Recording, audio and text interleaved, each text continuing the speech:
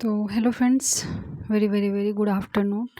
आज direct story पे आते हैं, क्योंकि आज बहुत क्या बोल सकते हैं, डिस्टर्ब हो रही हूँ। छोटी छोटी चीज़ें, कभी बेटी आ जा रही है, कभी बेटा आ जा रहा है, कभी कोई आ रहा है, परेशानी हो रहा है। दिन में ऐसे ही होता है, तो कोई बात नहीं। चूँकि फिर मेरे को टाइम नहीं मिलता है रिकॉर्ड करने के लिए। आजकल पूजा की वजह से चारों पटी म्यूजिक का आवाज़ आते रहता है, तो अभी थोड़ा सा लाइट कटा हुआ है, इसी की वजह से मुझे अपना काम कर लेती हूँ।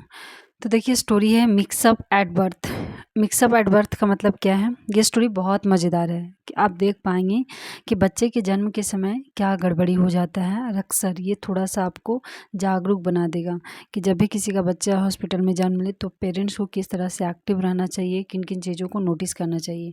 मिक्सअप एट बर्थ यानी जन्म के समय गड़बड़ी। I may never have become a cricketer. शायद मैं कभी क्रिकेटर नहीं बन पाता। And this book would not have been written. और ये बुक लिखा नहीं गया होता। रिटन इफ़ माई अंकल, अगर मेरे अंकल, इफ़ माई अंकल, ये बच्चा इमेजिन करके बता रहे हैं। और ये बच्चा कौन निकलता है बाद में ये देखेंगे। मिस्टर नारायण मधुशेखर, क्या नाम है इसके अंकल का? Mister Narayan Madhushekhar had not come into my life. अगर मिस्टर नारायण मधुशेखर नहीं आए होते मेरी ज़िंदगी में, the day I was born, उस दिन जिस दिन हम जन्म लिया था, जुलाई 10, 1949 की स्टोरी है। इट सीम्स, ऐसा प्रतीत होता है, दैट के नन काका, एज आई कोल्ड हिम, जैसे मैं उसे बुलाता हूँ, उन्हीं का नाम है मिस्टर मधुशेखर।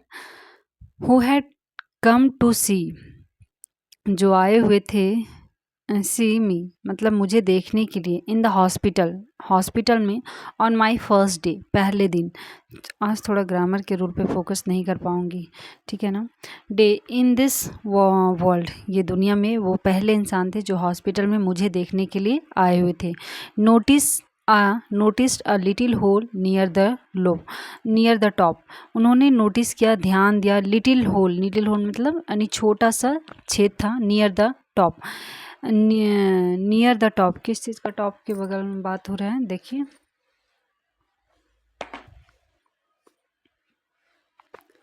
क्योंकि बच्चे भी परेशान कर रहे हैं, हम भी डॉट में कि कब म्यूजिक स्टार्ट हो जाएगा, इसीलिए अब टाइम थोड़ा कम है। Of my left ear lobe, देखो टॉप यानी मेरे बाएं कान के ऊपरी हिस्सा में। जो ईयर लोब किसे बोलते हैं? ये जो जहाँ हम इयरिंग लड़कियां पहनती हैं ना, उसी को ईयर लोब बोलते हैं। द नेक्स्ट डे, अगले दिन, ही केम अगेन, वो फिर से आए, ठीक है, अगले दिन वो फिर से आए। And picked up the baby को उठाया, लाइंग इन द क्रिप, जो बेबी क्या था, झूले में पड़ा हुआ था, नेक्स्ट टू माई मदर, जो मेरी माँ के बगल में झूले में बच्चा पड़ा हो। जैसे बच्चा होता है ना, पालना में सुला दिया जाता है, या बच्चा का जो सोने का जगह अलग सा बेड होता है, उसी में बच्चा सोया हुआ था मेरी माँ के बगल में। टू हिज अटर हॉरर का मतलब क्या है? पूरी तरह से भयभीत होकर चिंतित हो गए। वो जब बच्चा को देखे तो पूरी तरह से चिंतित हो गए। क्यों? कि ही डिस्कवर्ड, उन्होंने पाया, दैट कि the baby did not have the hole, कि बच्चे के में वो होल नहीं था। होल यानी जब वो फर्स्ट डे देखने आए थे तो बच्चे के कान के ऊपरी हिस्सा में छेदा था। फिर जब सेकेंड डे आए तो देखे कि बच्चे के कान में तो अब छेदा नहीं है। Hole on his left ear lobe, उसके बाएं कान में। आ पैनेटिक सर्च मतलब चिंताजनक होकर ढूंढने लगे। सॉरी, पूरा पढ़ लेते हैं। A frenetic search was made and I was located sleeping peacefully beside a fisher women. देखो क्या हुआ, एक चिंताजनक, अब जब देखे कि बच्चे के कान में तो छेद नहीं हो, तो उनको लग गया कि अब ये बच्चा जो कल था वो आज नहीं है, मतलब दूसरा बच्चा है, ये बच्चा चेंज हो गया है। और वो परेशान हो गए, बच्चे को ढूंढने लगे। वॉज मेड मतलब कि बच्चे को ढूंढने लगे, इधर उधर देखने लगे, और हलचल समझ गया। एंड आई वॉज लोकेटेड, और मैं पड़ा हुआ था, स्लीपिंग पीसफुली, और शांतिपूर्वक सोया हुआ था, बिसाइड बगल में, अ फिशर वुमेन। देखो जो बच्चा को मिस्टर मैथुसेकर ने फर्स्ट डे देखा था उसकी माँ के पास, वो वहाँ नहीं था। बच्चा एक्सचेंज होके कहाँ चला गया, एक फिशर वुमन के पास उसे सुला दिया गया और उसके जगह पे दूसरे बच्चा को। अब ऐसा क्यों किया गया ये तो हम आगे देखेंगे। लेकिन जब उसके अंकल आए, बच्चा को गोद में लिया तो उन्होंने नोटिस किया। इसीलिए पेरेंट्स को जब बच्चा होता है तो बहुत ध्यान से देखना पड़ता है। वैसे आज के डेट में भी ये केसेस हॉस्पिटल में होते हैं, जब भी बड़े बड़े हॉस्पिटल में अक्सर हो जाता है। लेकिन अब तो बहुत सारी चीज़ें आ गई कि बच्चे में नाम लिख के चिपका दिया जाता है उसके पेरेंट्स को, या फिर कुछ तो रहता है, हाँ बच्चे के हाथ में ही शायद उसके पेरेंट्स का नाम लिख दिया जाता है। चूँकि लेकिन फिर भी बी केयरफुल, है ना। चूँकि हम विश्वास तो नहीं कर सकते ना, जब इस तरह का केसेस पहले हुआ करते, अभी भी तो और ज़्यादा ये सब केसेस सुनने को मिलता है। Totally ignorant of the commotion I was caused, मतलब बच्चा जो था एक फिशर वुमन के पास, एक मछुआरे की बीवी के पास सोया हुआ था, और वह टोटली पूरी तरह से अनजान था। कमोशन यानी इस हलचल से, इस सिचुएशन से, आई वॉज कॉज जो मेरे द्वारा हुआ था। मतलब कहने का मतलब है बच्चे के द्वारा जो ये हलचल हुआ, बच्चे मतलब बच्चा नहीं किया, लेकिन बच्चे के चेंज होने से जो हलचल हुआ वो पूरी तरह से अनजान। अब छोटा बच्चा, उसे क्या पता कि क्या हो रहा है नहीं हो रहा, वो पूरी तरह से अनजान है। लेकिन पेरेंट्स, उसके चाचा जी जो थे वो परेशान थे।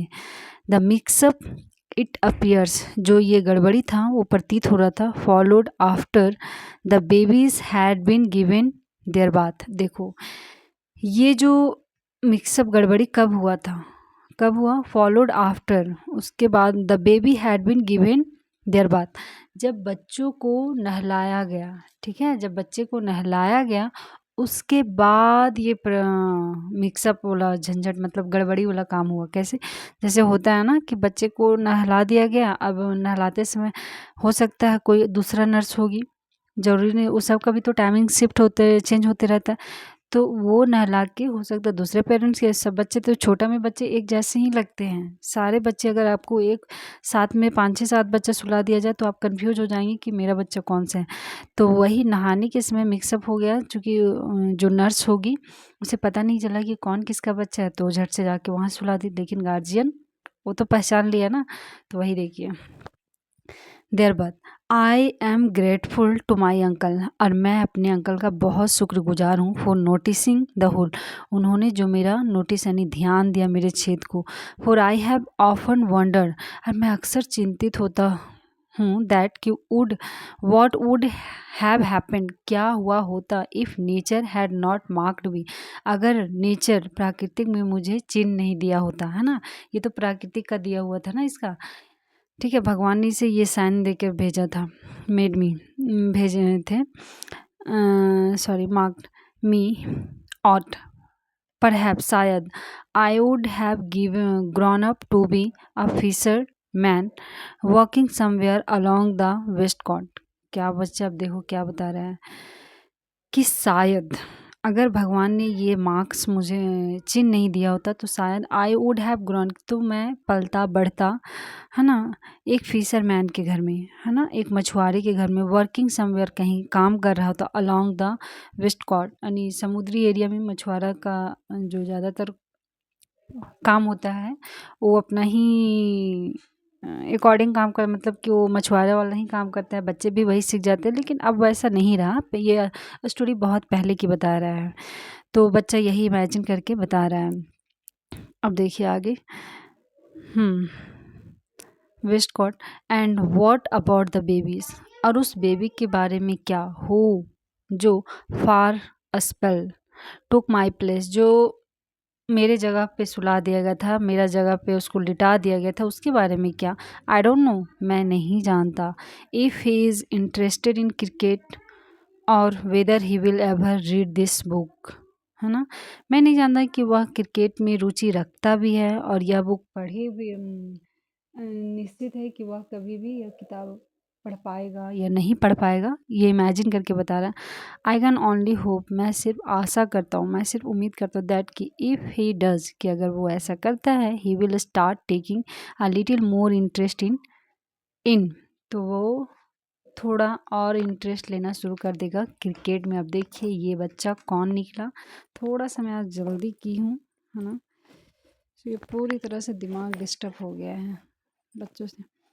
हाँ, little more interest in Sunil Gavaskar. अगर वो ऐसा करता है, बुक पढ़ता है, तो वो सुनील गावस्कर के बारे में और ज़्यादा इंटरेस्ट नहीं लेने लगेगा। तो और ये बच्चा कौन निकला? ये बच्चा कोई और नहीं, फेमस जाने माने फेमस क्रिकेट प्लेयर हमारे सुनील गावस्कर जी थे। ठीक है, तो ये रही स्टोरी गाइस। कितना प्यारा स्टोरी था। हाँ, आज मैं बहुत हड़बड़ी में, चूँकि होता है ना, दिमाग 2 जगह बँट गया है। एक तो दिमाग में है कि लाइट ना आ जाए, दूसरा कि बच्चा है बाहर, सब दोनों हॉल में हल्ला कर रहे हैं और बेटा स्कूल से आया तो उसे खाना भी नहीं खिलाया। सोचे कि पहले हम वीडियो रिकॉर्ड कर लेते हैं, चूँकि लाइन का कोई गारंटी नहीं कब आ जाएगा, और म्यूजिक से पूरा बैकग्राउंड बहुत ज़्यादा नॉइज़ी हो जाता है, तो हम काम नहीं कर पाते हैं।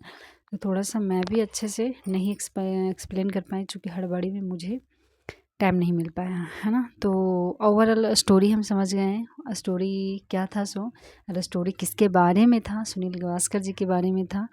और सबसे बड़ी लेसन जो मिली, हॉस्पिटल में किस तरह की गड़बड़ी होती है, ये जानबूझ के गड़बड़ी नहीं था, ये अनजाने में, मतलब कि बाय मिस्टेक हुआ। ये अक्सर हो जाता है इस तरह का मिस्टेक, चूँकि जो छोटे बच्चे होते हैं ना, उसे पहचानना बहुत मुश्किल, इवन पेरेंट्स भी नहीं पहचान पाएंगे। जब एक साथ कुछ बच्चों को सुला दिया जाता है ना, न्यूबॉर्न बेबी को, तो बहुत डिफ़िकल्ट होता है अपना ही बच्चे को पहचानने में।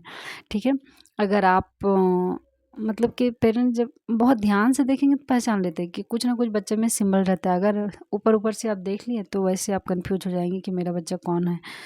तो ये चीज़ भी सीखने को मिला कि हॉस्पिटल में किस तरह की गड़बड़ी होती है और किस तरह से उसके अंकल उस बच्चे को पहचान पाए। तो ये रही story. Thank you so much guys, I hope you enjoy this video. Thank you so much, please support me guys.